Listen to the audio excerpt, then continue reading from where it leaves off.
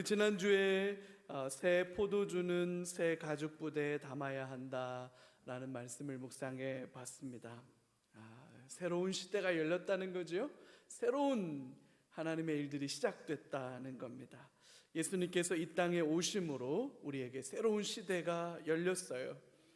이전 것은 지나갔으니 보라 새 것이 되었도다. 할렐루야. 이제 은혜의 시대가 되었다는 거예요. 소망의 시대가 열렸다는 거죠. 이렇게 새로운 시대가 왔다라는 말씀을 나누시는 동안 한 사람이 예수님을 찾아옵니다. 오늘 18절 말씀인데요, 같이 한번 읽어볼까요? 예수께서 이 말씀을 하실 때에 한 관리가 와서 절하며 이르되 내 딸이 방금 죽었사오나 오셔서 그 몸에 손을 얹어 주소서 그러면 살아나겠나이다 하니. 여러분 지금 생각 잘 하고 계시는 거죠? 그죠? 오늘 본문이 뭐라고 시작합니까? 방금 내 딸아이가 죽었답니다.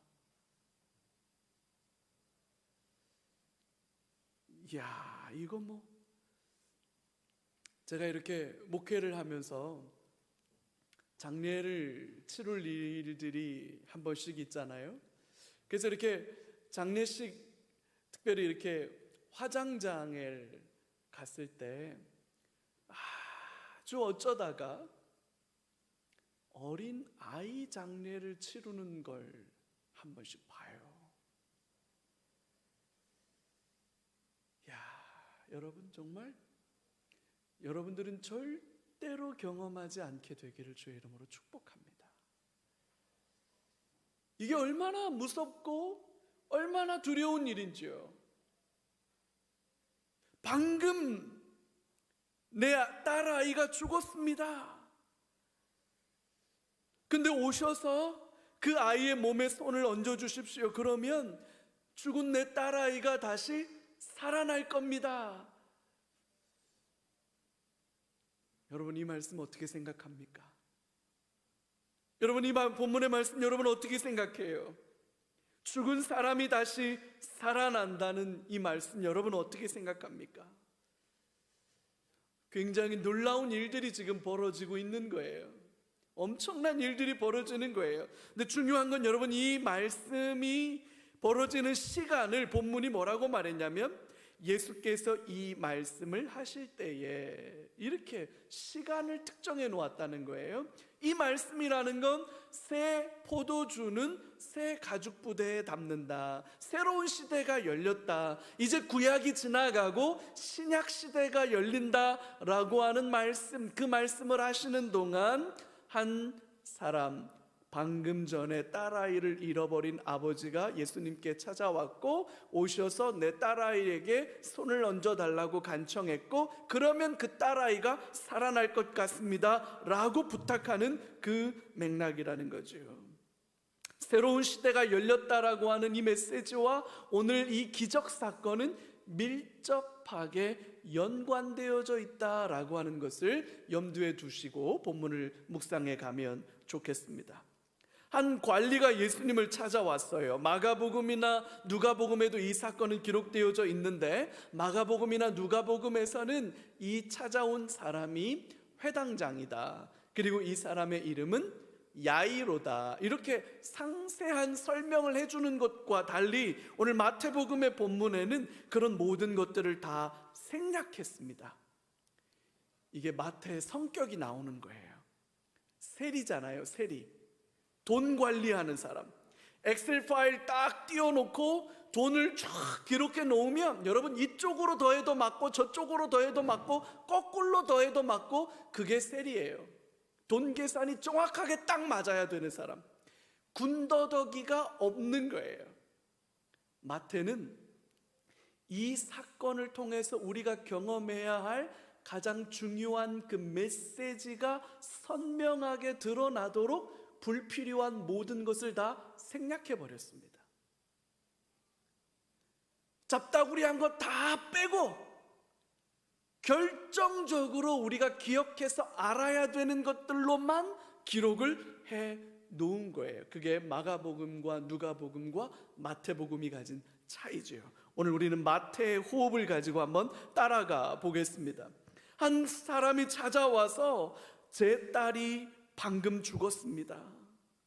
그러니까 오셔서 우리 죽은 아이의 몸에 손을 얹어서 안수해 주십시오. 그러면 살아날 수 있습니다 라고 말하고 있다는 거예요. 방금 전에 딸아이가 죽었어요. 아까도 말씀드렸지만 이건 정말 여러분 정말로 경험하지 않기를 바랍니다. 세상이 무너져 내리는 것 같지 않겠어요? 얼마나 마음이 아프고 고통스럽겠어요. 그 비통한 마음을 가지고 예수님을 찾아온 거예요. 죽은 딸을 살려낼 길이 있다고 말하는 거죠. 여러분, 죽은 사람이 어떻게 살아나요? 죽은 사람이 막 한 번씩 살아나기도 하고 그렇습니까? 여러분, 어떻게 죽은 사람이 살아나요? 도저히 상식적으로 이해가 되지 않는 말이잖아요. 말도 안 되는 부탁을 하는 거예요. 근데 여러분, 더 기가 막힌 건 예수님은 그 말을 듣고 아무 말도 안 하고 제자들과 함께 그 사람을 따라가십니다. 어쩌자고 따라가는 걸까요? 어쩌자고? 그 사람 따라서 서둘러 길을 가는데 이번에는 한 여자가 예수님께 다가와요. 이 여자는 12년 동안 혈루증을 앓았다, 이렇게 본문이 말하고 있네요. 혈루증이라고 하는 건 부인과 질환인데 계속해서 하혈을 하는 질병이에요. 12년 동안 계속 하혈을 하는 거예요. 멈추지 않고. 그럼 여러분, 우리가 조금만 상식적으로 생각해 보면 이렇게 정리해 볼 수 있는 거죠. 12년 동안을 내내 하혈을 했으니까 헤모글로빈 수치가 낮아지겠죠. 그러면 빈혈을 동반하겠죠. 그러면 이 자매는 굉장히 쇠약해진 상태의 몸을 가지고 있다, 이렇게 봐야 될 거예요. 음식을 먹으면 그게 혈액을 만들고 그 혈액이 우리 몸에 돌아서 우리가 건강해지고 또 여러분 보기 좋고 이렇게 돼야 되는데 계속해서 하혈을 하니까 얼마나 몸이 쇠약해졌겠습니까?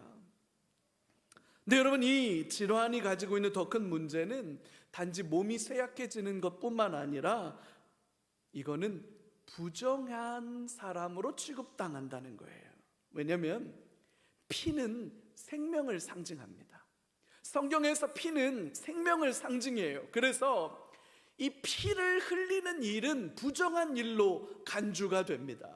그래서 월경을 해도 부정한 일이 되는 거고요. 출산을 하도, 아기를 낳을 때도 출혈이 있지 않습니까? 그래서 아기를 낳아서 출혈이 생겨도 부정한 일로 간주됩니다. 이렇게 병 때문에 하혈을 계속해도 부정한 것으로 간주돼요. 따라서 이 질병이 있는 동안에는 사람들로부터 격리가 됩니다. 지난 12년 동안 몸과 마음과 영혼이 쇠약해질 대로 쇠약해졌고 뿐만 아니라 사람들로부터 격리된 채로 살아갈 수밖에 없는 그 안타까운 형편에 있었다는 거예요. 근데 중요한 건 그러던 중에 이 여인이 어느 날 어떤 과정을 통해서 어떻게 예수님을 알게 되었는지는 소개되어져 있지 않는데 예수님에 대해서 알기 시작합니다.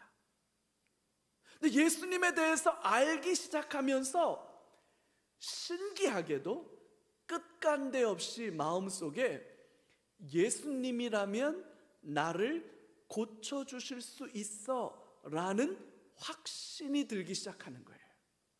왜 그런 확신을 갖게 되었는지, 어떻게 해서 그런 확신이 들게 되었는지 본문은 설명하고 있지 않아요. 중요한 건 이 자매의 마음에 예수님이라면 날 고쳐줄 수 있어 라는 확신이 찾아온 거예요. 마태는 이 사건을 기록합니다. 오늘 본문 21절이에요. 21절 같이 한번 읽어볼까요? 이는 제 마음에 그 겉옷만 만져도 구원을 받겠다 함이라. 잡다구리한 건 다 생략했던 마태가 이거는 딱 기록해 놨어요. 그 여인의 마음에, 제 생각에 내가 그 옷자락만 만져도 나는 구원을 받을 수 있을 것 같아. 난 고침을 받을 수 있을 것 같아. 이런 밑도 끝도 없는, 왜 그런 확신이 찾아왔는지 설명할 길이 없는 그 믿음이 찾아온 거예요. 부정한 여인으로 다른 사람들과는 접촉해서는 안 된다는 것을 알고 있습니다. 그건 율법이에요. 그 율법을 알고 있지만 이 여인은 예수님께 가까이 다가갑니다. 그리고는 손을 내밀어서 예수님의 옷자락을 만져요. 이게 무슨 의미인지 아십니까? 내가 예수님을 만지면 예수님이 부정해지는 거예요. 예수님을 부정하게 만들면 예수님에게 굉장한 결례를 저지르는 거예요.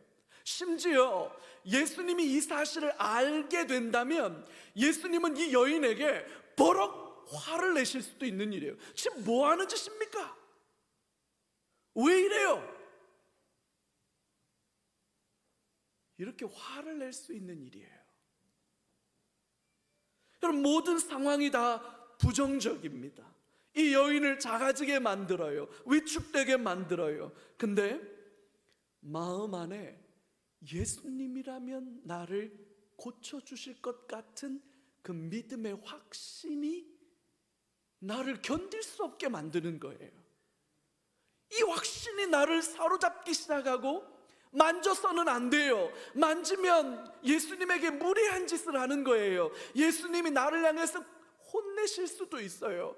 잘 알아요. 한데 내가 예수님을 살짝만 만져도 고침받을 것 같다는 이 확신 때문에 용기를 냅니다. 용기를 내서 조심스럽게 예수님의 옷자락을 뒤에서 살짝 만집니다. 여러분, 그 순간 급하게 길을 가던 예수님, 방금 전에 딸아이가 죽었으니까 그 아버지의 마음이 얼마나 급해요. 예수님 빨리 오세요. 아니 왜 이렇게 천천히 걸어요? 뛸까요? 막 이래서 지금 막 급하게 가는 거 아닙니까? 급하게 가는 중인데 예수님이 그 급하게 가던 걸음을 탁 멈춰요. 멈추시고는 뒤돌아봅니다. 그리고 그 여인을 보는 거예요.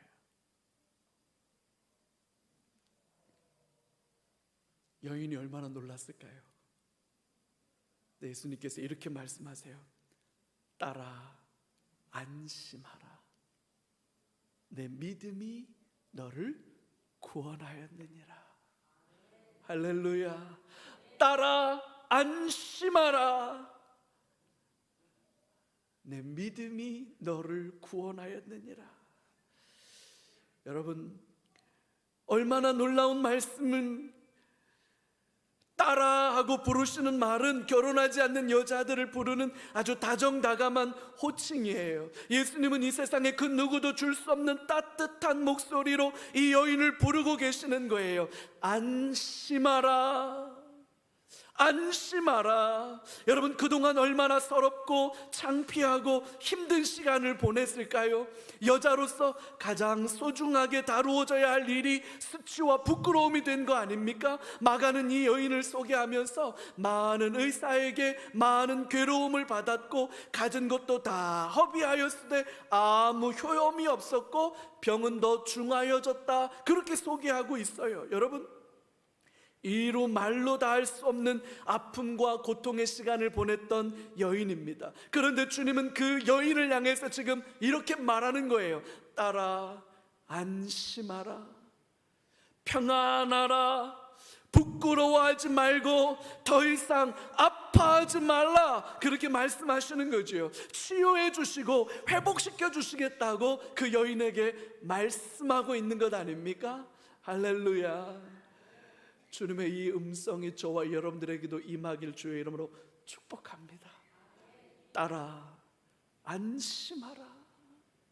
두려워하지 마라.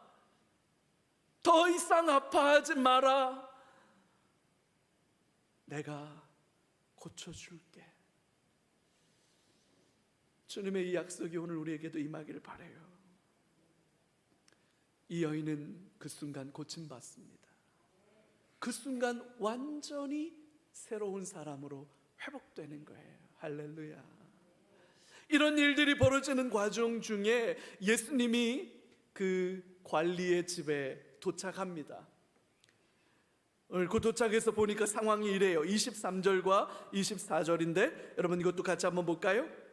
예수께서 그 관리의 집에 가사 피리 부는 자들과 떠드는 무리를 보시고 이르시되 물러가라, 이 소녀가 죽은 것이 아니라 잔다 하시니 그들이 비웃더라. 여러분, 피리 부는 자들과 또 떠드는 자들에 대한 언급은 유대인들의 전형적인 장례 풍습을 가리켜요. 이미 아이는 죽었고 아이가 죽은 그 슬픔으로 사람들은 모여서 장례를 치르고 있는 거죠. 그 장례가 한창 진행되는 집에 예수님이 도착하셔서 놀라운 말씀을 하세요. 뭐라고 말하느냐면 이 아이가 죽은 게 아니라 잠자는 거라는 거예요. 여러분, 이게 무슨 말이에요?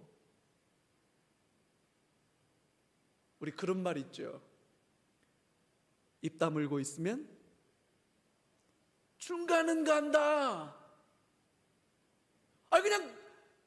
아유 슬픈 일 당했는데 위로가 임하길 바랍니다. 아니 그런 말도 저런 말도 어떻게 상갓집에 가서 조문해야 될지 모르면 그냥 목례만 정중하게 하고 와도 예의 차리는 데는 아무 문제 없어요. 근데 예수님이 오셔서 뭐라고 말하냐면 이 아이가 죽은 게 아니라 잔다. 뭔 말이에요? 말이에요? 방구예요 그게? 뭔 말을 하는 겁니까 지금?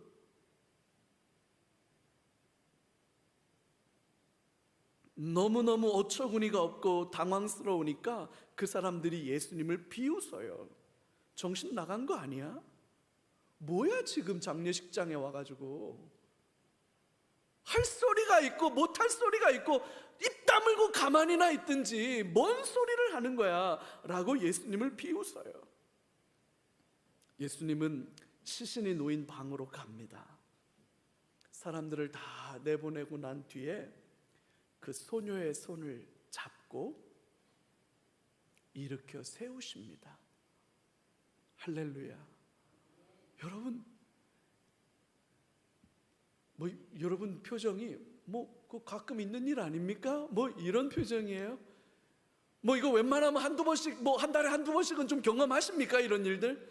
안 놀래세요? 안 놀래는 이유가 있죠. 안 믿기니까 안 놀래는 거 아닙니까? 지금 이거 내일처럼 안 여겨지죠. 그러니까 아무 감정이 안 드는 거예요. 왜? 죽은 자가 이렇게 살아난다니까 믿기지가 않는 거잖아요 지금. 예수님은 그냥 그 어린 소녀의 손을 잡고 이렇게 세우는 거예요. 죽었던 아이가 다시 살아나는 거예요. 할렐루야. 여러분, 오늘 이 본문의 기적이 지금까지 일어난 치유와 회복 사건들과는 차원이 달라요. 차원이. 죽은 사람이 살아나는 겁니다. 장례식 도중에 죽은 아이를 살려내는 거예요. 혼자서 마음속으로만 생각하고 옷 가장자리를 살짝 만졌는데 12년 동안이나 괴롭혔던 질병이 한순간에 싹 다 치유되는 일이 벌어졌습니다. 너무나도 놀라운 기적, 너무나도 놀라운 일들이 벌어진 거예요. 근데 여러분, 오늘 이 본문은 기적이 중요한 게 아니라고 말하는 거예요. 오늘 이 본문의 핵심은 기적을 통해서 이 마태복음 본문이 저와 여러분들에게 들려주고 싶은 진짜 중요한 메시지가 따로 있어요. 단순히 기적만 보면 안 돼요. 기적이 중요한 것이 아니진 않지만 기적은 그저 손가락에 불과합니다. 이 손가락이 가리키고 있는 대상이 뭔지를 봐야 돼요. 그래야 오늘 본문이 말하는 핵심, 이 본문 속에서 성경이 저와 여러분들에게 말씀해 주려고 하는 그 본질이 드러나는 거예요. 우리가 그걸 같이 한번 찾아가 보도록 하겠습니다. 첫 번째는 이거예요. 본문이 기적 속에, 본문이 저와 여러분들에게 해주는 너무나도 놀라운 메시지는 이겁니다. 안 된다는 절망이 깨뜨려졌다는 거예요. 할렐루야. 안 된다는 절망이 깨어진 그 자리에 할 수 있다, 하면 된다는 소망이 피어난 것입니다. 여러분, 제가 처음 서두에도 그렇게 말씀드렸죠. 새로운 포도주는 새로운 가죽 부대에 담아야 된다. 새로운 시대가 열렸다. 소망의 시대, 은혜의 시대가 열렸다. 이 말씀을 하시는 동안 딸아이가 죽은 아버지가 찾아온 거잖아요. 지금 오늘 이 본문은 새로운 시대가 열렸다는 선포와 연결되고 있다는 걸 주목해서 봐야 되는 거예요. 여러분, 하나님이 사람이 되셔서 이 땅에 오셨습니다. 그 예수님이 우리의 근본적인 문제를 해결해 주실 유일한 구원자, 메시아, 그리스도가 되어 주셨습니다. 할렐루야. 새로운 시대가 열린 거예요. 여러분, 모든 사람은 죽습니다. 맞습니까? 여러분, 사람은 다 죽습니다. 죽음은 비가역적인 거예요. 되돌릴 수 없다는 뜻입니다. 여러분, 이거는 부처님을 믿는 사람이건, 여러분 알라신을 믿는 사람이건, 하다못해 나는 내 주먹을 믿어, 나는 돈을 믿어, 그렇게 믿는 사람이건, 여러분 신앙이 뭐고 종교가 뭐고 나이가 뭐고 연령이 뭐고 어느 나라 사람이고 아무것도 중요하지 않아요. 사람은 다 죽습니다. 맞습니까? 사람은 다 죽어요. 그리고 이 죽음은 되돌릴 수 없는 일이에요. 이게 이 세상 모든 진리 주장 중에 가장 확실한 주장 아닙니까? 여러분, 근데 죽은 자가 살아납니다. 죽은 자가 살아나요.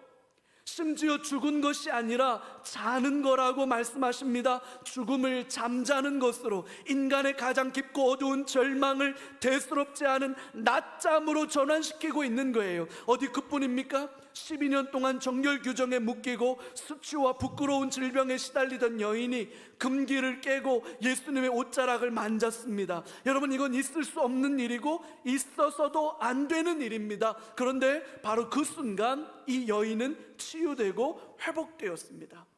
안 된다, 불가능하다라는 절망이 깨어지는 순간이에요. 그 자리에 하나님께서 하시면 된다, 우리 주님이 원하시면 된다, 그런 소망이 싹트게 된 사건이라는 거죠.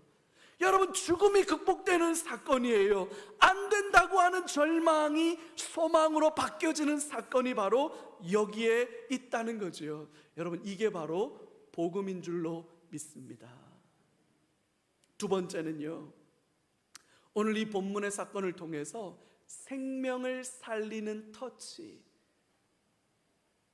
이 생명을 살리는 터치가 일어나고 있다는 거예요. 죽은 딸 아이를 살려달라고 찾아온 아버지가 예수님에게 오셔서 죽은 아이의 몸에 손을 얹어주소서, 그러면 살아나겠나이다 라고 말했다는 사실을 기억하세요.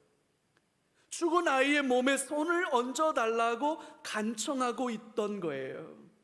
오늘 본문의 중요한 포인트입니다. 이게 예수님은 이 말씀을 듣고 장례식이 한창인 그 사람의 집으로 갔어요. 사람들을 다 몰린 뒤에 아이의 손을 잡고 살려내서 일으켜 세워주셨습니다. 할렐루야. 여러분, 혈루증 여인도 마찬가지죠.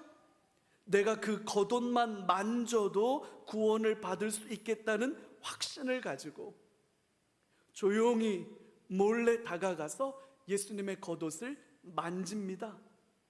만지면 치유받을 수 있을 거라고 생각하고 가서 만진 거예요. 여러분, 여기에 굉장히 놀라운 비밀이, 본문에 비밀이 숨어 있는데, 여러분, 두 사건 모두 다 만지는 것과 관련됐다는 거예요.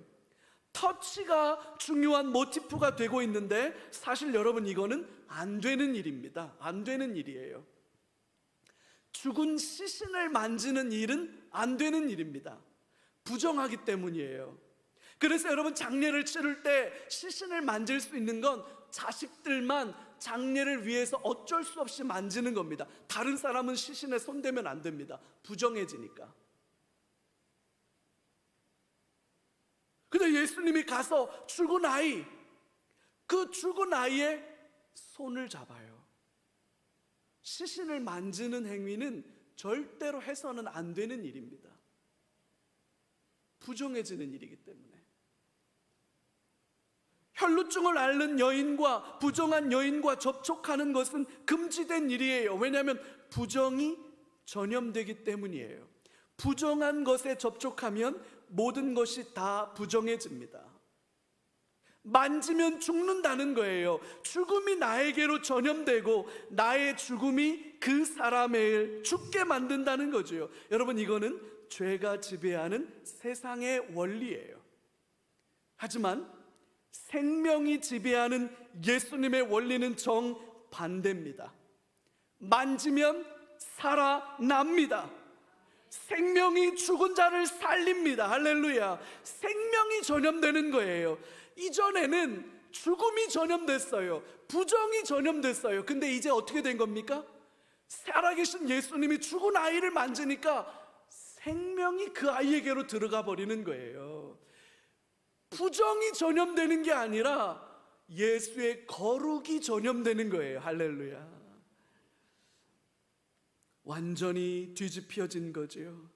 이제는 세상이 달라진 겁니다. 소망이 전염되는 거예요. 기쁨과 감사가 전염되는 거예요. 살아가려는 의지와 열정이 전염되고 천국이 확장되는 거지요. 여러분 이것이 전도와 선교의 본질이 아니겠습니까? 예수님의 십자가로부터 생명이 퍼져 나가는 거예요. 할렐루야. 교회로부터 생명의 복음이 죽음과 절망을 뚫고 전파되는 거예요. 여러분 이 사실을 믿으십니까? 그래서 제가 한 번씩 말씀드리죠. 우리는 언제 이사하면 제일 좋다고요? 손 잔뜩 있는 날, 손 드글드글한 날 우리 이사하면 좋아요. 여러분 뭐 오른쪽으로 대못 박으면 동티난다. 그러면 오른쪽에다가 액자 다 갖다 거는 거예요 그냥. 여러분 이게 성도들의 당당한 자신감 아닙니까? 사망의 권세가 우리를 지배하는 게 아닙니다. 어둠이 우리를 지배하는 게 아닙니다. 죽음이 우리를 지배하는 게 아닙니다. 예수의 생명이 우리를 통해서 흘러가게 될 줄로 믿습니다. 예수의 소망이 저와 여러분들을 통해 흘러가기를 축복합니다. 예수의 기쁨이 또 다른 연약한 자들을 살리는 역사. 그래서 여러분 오늘 우리가 스페셜 IFP 데이로 우리 아이들을 이렇게 세워주는 거 아닙니까? 우리가 마음껏 예수의 이름으로 축복할 때 예수의 생명이 우리 아이들에게 흘러갈 줄로 믿습니다. 예수의 소망이 우리 아이들을 살게 할 줄로 믿습니다. 그래서 여러분 우리 교회는 그런 곳이 되어야 해요. 살리는 터치, 생명의 접촉. 예수 안에 이게 뒤집어진 거예요 여러분. 세 번째로는요, 내 믿음이 너를 구원하였다. 할렐루야. 예수님은 죽은 딸 아이를 살려낼 수 있다고 믿은 아버지의 그 간청을 듣고 정말로 그 사람의 죽은 딸 아이를 살려주셨습니다. 만지기만 해도 치유받을 수 있다고 생각한 여인의 소심한 행동을 통해서 딸아 안심하라, 내 믿음이 너를 구원하였느니라, 그렇게 말씀하셨습니다. 믿음이에요. 믿음을 보시고 죽은 자를 살려주신 거고요, 오랜 질병을 고쳐주신 거죠. 믿음입니다. 오늘 본문이 저와 여러분들에게 가르쳐 주려고 하는 가장 핵심적인 주제가 믿음이에요. 믿음. 네, 여러분 오늘 본문이 말하는 믿음은 하면 된다, 할 수 있다고 말하는 그런 긍정적 자기 확신을 가리키는 게 아닙니다. 오늘 본문의 믿음은 그런 믿음을 가리키는 게 아니에요. 오늘 본문이 말하는 믿음은 그 믿음의 대상이 되는 예수님을 가르치고 있습니다. 예수님은 누구인가? 예수님은 정말 누구인가? 그분은 어떤 일을 하실 수 있는가? 예수님은 정말 죽은 자도 다시 살릴 수 있나? 오랜 세월 불치병으로 고통받은 질병도 예수님이라면 한순간 고치실 수 있나? 정말로 그분은 이 모든 일들을 이루실 수 있나? 라고 하는 그 예수님은 누구신가? 라고 하는 그 본질적 질문을 던지고 그 질문 속에 예수님을 발견하게 되는 그 믿음을 가리키는 거예요.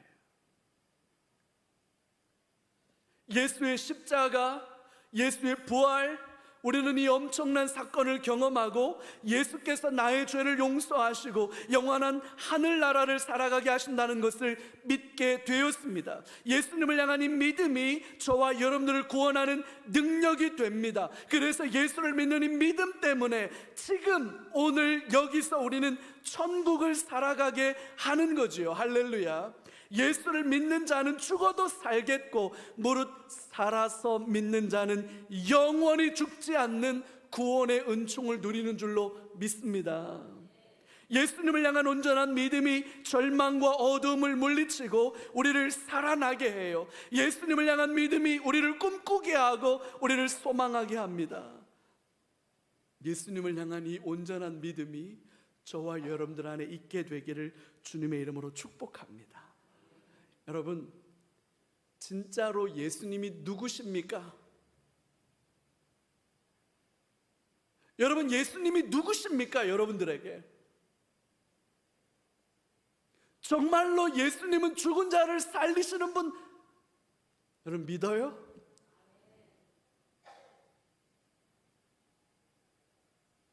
모든 절망과 어두움을 깨뜨리고 생명과 소망으로 우리를 살아나게 하실 분이라는 사실을 여러분 정말 믿으세요? 이게 본질이에요. 예수님은 누구신가? 예수님은 날 위해서 어떤 일을 하실 수 있는가? 예수님이 정말 그 일을 이루실 수 있나? 오늘 본문은 우리에게 그 믿음을 말하고 있는 겁니다. 예수님은 누구신가라는 믿음. 예수님을 향한 이 온전한 믿음의 고백이 저와 여러분들 안에 있기를 주님의 이름으로 축복합니다.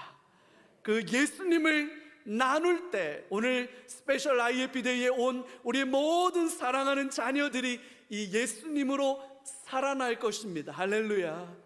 이 예수님 때문에 이번 주 금요일 마커스 팀과 예배하는 우리 청년들이 예수로 살아나게 될 줄로 믿습니다. 돌아오는 주일날 우리가 마음에 품은 전도 대상자들, 우리의 이웃, 남편, 아내, 우리의 소중한 가족들이, 친구들이 예수님으로 말미암아 살아나는 역사가 있게 될 줄로 확신합니다. 우리가 이 믿음을 붙들고 우리가 이 소망을 붙들고 예수의 삶을 살아내는 우리 모두가 되기를 주의 이름으로 축복합니다. 우리 같이 한번 기도하죠.